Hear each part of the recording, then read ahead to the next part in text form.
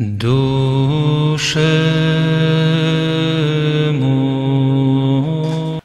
Atas nama Bapa dan Putra dan Roh Kudus, amin. Shalom Aleichem bersama Mesiah. Selamat bertemu saudara kembali dengan saya, Archimandrit Romo Daniel Biantoro, pendiri dan Ketua Umum Gereja Ortodoks Indonesia. Kita akan melanjutkan pelajaran kita, yaitu menjawab pertanyaan-pertanyaan yang sudah saudara kirimkan kepada saya. Nah, tapi sebelum saya jawab pertanyaan saudara, jangan lupa untuk subscribe, untuk klik like, dan tanda lonceng, serta untuk share kepada teman-teman saudara. Dan kalau saudara merasa terbeban untuk membantu pelayanan kami, saudara bisa mengirimkan persembahan melalui nomor bank yang ada di bawah daripada video ini. Dan kalau saudara merasa tertarik untuk belajar lebih dalam lagi tentang iman ortodoks atau ingin merintis iman ortodoks di daerah saudara, saudara bisa mengirim atau mengkontak Romo Yakobus yang nomor teleponnya juga ada di bawah dari video ini. Nah, untuk itu sekarang kita melanjutkan pertanyaan yang saudara sudah kirimkan kepada saya. Kali ini pertanyaan datang dari saudara Golden Suma. Ya. Selamat pagi Romo, di sini kebetulan sore dan maaf saudara sudah mengirim beberapa bulan yang lalu, tetapi karena begitu kesibukan macam-macam saya tidak bisa menjawab. Tapi kali ini saya jawab pertanyaan saudara. Salam Aleichem bersama Mesiah, waalaikumsalam. Perkenalkan, nama saya Golden Israel Suma dari denominasi Protestan. Ada beberapa pertanyaan yang mau ditanyakan kepada Romo, silahkan. Apa pertanyaannya? 1.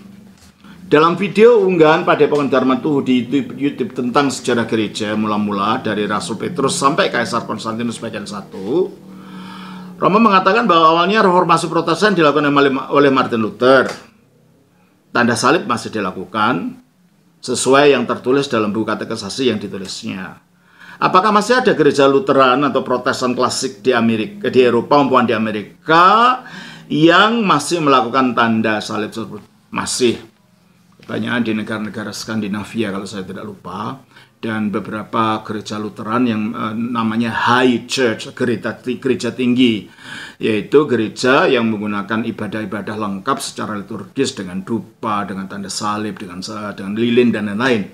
Di gereja Lutheran yang High Church itu masih menggunakan ibadah seperti itu, dan bahkan mereka punya biara. Ada satu biara Lutheran terkenal di Yerusalem namanya, yang dulu tahun 60-an dipimpin oleh Mother Basilia Sling. Dan mungkin masih ada, jadi mereka punya biarawati. Ya. Kalau orang nggak tahu disangka itu Katolik, enggak, itu Lutheran, itu Protestan. Ya. Jadi masih ada, mereka menggunakan tanda salib itu masih ada.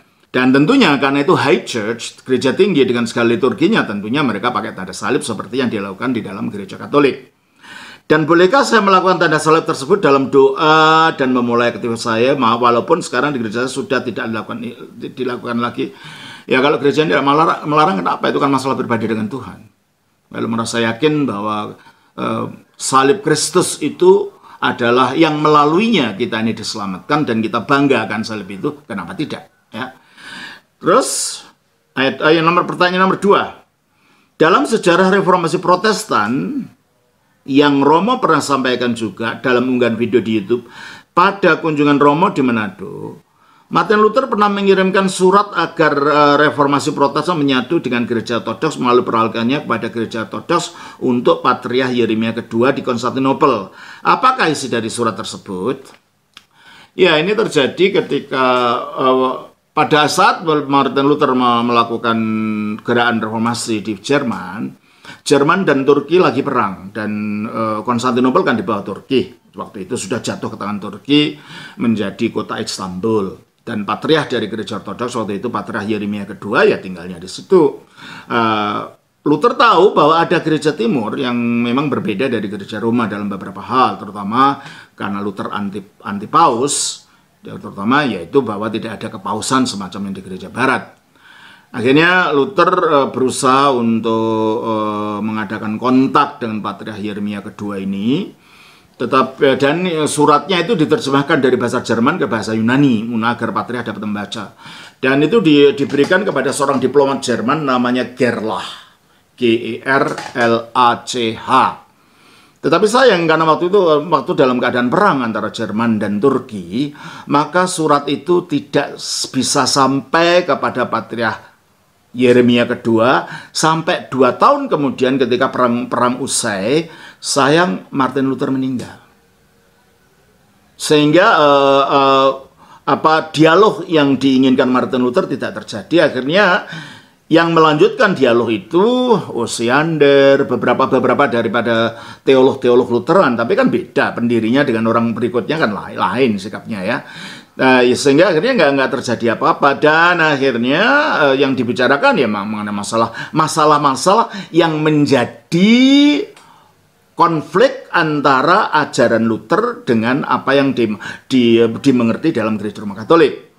Dan ternyata disangka gereja Ortodoks lebih cenderung ke Luther, ternyata enggak. Gereja Ortodoks punya posisinya sendiri ya tentang macam-macam lah isinya. Jadi saya punya bukunya, karena sudah lama saya nggak baca, saya lupa apa saja isinya. Tapi yang menyangkut apa-apa yang menjadi concernnya Luther waktu itu, akhirnya satu persatu dijawab oleh Patriark Yeremia.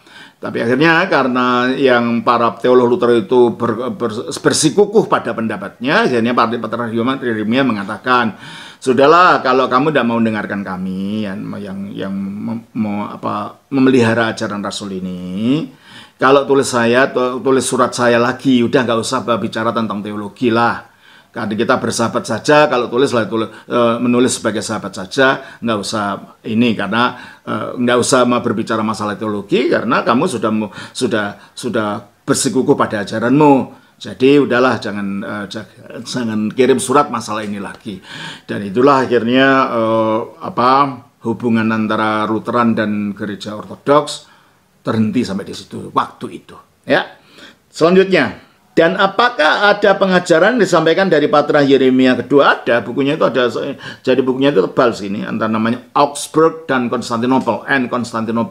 Jadi ada tulisan dari para pengikut Luther ini, dan jawaban dari Patriark Yeremia per kasus yang ditanya, mengenai orang kudus lah, mengenai kedudukan Maria lah, mengenai macam-macam yang gitu-gitu, yang oleh para teolog Lutheran itu merasa gereja Katolik telah salah gitu loh. Akhirnya dijawab satu-satu ya.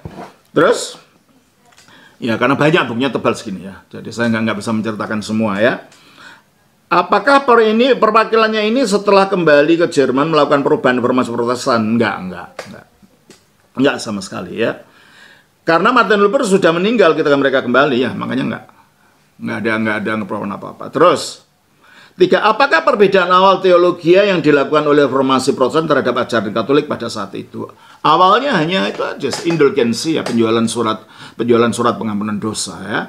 Karena penjualan surat pengampunan dosa, dan Luther merasa itu tidak ada di dalam kitab suci, dan tidak bisa orang diampuni melalui bayaran uang waktu itu, kan akhirnya surat indulgensi itu karena waktu itu antara kerajaan Bavaria di Jerman itu, mereka rajanya itu punya utang kepada Vatikan, kepada Italia, sehingga akhirnya karena dia tidak bisa bayar, diizinkanlah waktu kalau saya tidak salah Kardinal Tetzel untuk menarik uang indulgensi ini bagi orang-orang yang mau mengaku dosa, sehingga akhirnya mendapat pemasukan dari situ. Ini sebagai cara untuk membayar hutang kepada entah kepada negara Italinya atau kepada Paus di Roma, saya lupa itu ceritanya. Tapi di situ, nah akhirnya Luther merasa tersinggung loh, kok uang dari negaraku dibawa ke negara lain gitu ya, sehingga dia memprotes itu. Dan awalnya dia memprotes itu, lama-lama dia cari loh, ini kan dasarnya tidak ada dalam kitab suci. Akhirnya macam-macam yang muncul, akhirnya sampai dia menuliskan 95 tesis, 95 dalil, di gereja Wittenberg pada saat itu ya. Nah, dari situlah mulainya reformasi Protestan ya. Terus itu perdana awal itu apakah tata ibadahnya sama? Tapi ibadahnya masih sama, hanya hal-hal yang secara teologis Luther tidak percaya tentang korban misa umpamanya ya, yang menurut Luther gereja Roma Katolik dianggap mengorbankan Kristus lagi di atas altar, itu ditolak, bahasanya dibuang. Tentang Bunda Maria masih disebut Theotokos. Theotokos ya, Bunda Maria masih dihormati oleh Luther ya, hanya pengikutnya aja yang melupakan itu ya. Ada dokumennya, coba cari di Google sikap Luther terhadap Bunda Maria, nanti ketemu itu nanti ya. Terus dan ajaran tentang keselamatan juga sama ya, mirip, tidak persis sama, terutama karena Luther menolak bahwa orang harus menambahkan perbuatan baik untuk keselamatan. Bagi Luther akhirnya munculnya ide sola scriptura, sola gratia, dan sola fide itu yang akhirnya merupakan ciri khas ajaran Protestanisme sejak saat itu. Terus yang keempat, sebagai gereja yang masih mempertahankan ajaran Rasulia sampai sekarang, adakah keinginan dari gereja Ortodoks Timur atau utama untuk merangkul gereja-gereja seluruh dunia termasuk gereja Ortodoks Oriental dan Roma Katolik untuk kembali ke ajaran Rasul yang sebenarnya melalui dialog teologis maupun kinsili secara umum seperti yang para Rasul lakukan? Tentulah setiap saat kita berdoa bagi kesatuan gereja-gereja kudus Allah ya. Itu kami dalam liturgi selalu mendoakan itu. Hanya masalahnya kesatuan itu bukan hanya kerukunan loh ya. Kesatuan dalam ajaran Ortodoks, dalam pemahaman Ortodoks, kesatuan adalah kesatuan dalam ajaran. Nah, kalau ajarannya masing-masing mau disatukan gimana? Di sini percaya Tritunggal, di sini tidak percaya Tritunggal, di sini menghormati Maria, di sini tidak menghormati Maria, ya. Di sini percaya perlunya baptisan bagi keselamatan, dan di sini tidak. Nah, mau disatukan gimana? Kalau hanya kumpul-kumpul kayak gitu saja, itu bukan kesatuan, itu bagi kacamata gereja Ortodoks itu hanya sinkretisme. Pencampuran ajaran yang macam-macam, ya itu bukan satu. Kalau satu harus satu ajaran dan sesuai dengan ajaran para rasul semua. Lah pertanyaannya, maukah kelompok-kelompok ini begini? Begitu. Oh, masih kecil saja loh waktu itu, zamannya wakilnya Luther ke Patriark Yeremia saja, jumlahnya kan masih kecil. Itu saja sulit untuk mau tunduk gitu loh, untuk mau menyatukan dengan ajaran Rasul ya. Apalagi sekarang jumlah aliran gereja sudah seluruhnya sekarang.